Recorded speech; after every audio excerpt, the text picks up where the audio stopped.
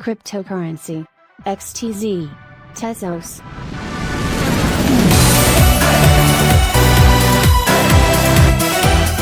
XTZ is a native token of Tezos. It is also known as Tezzie. Tezos has 756,203,598 XTZ circulating supply. XTZ is not created by mining. Instead, it is created by baking. Bakers are rewarded for making a deposit, signing, and posting blocks. The witness then verifies the block.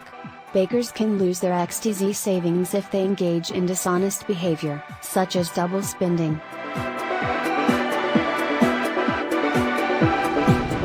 Tezos is an open-source platform for assets and applications supported by validators, researchers, and builders around the world.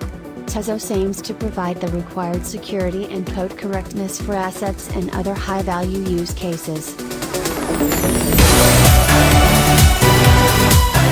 Its native smart contract language is called Michelson, which can accelerate formal validation, a method commonly used in mission-critical environments.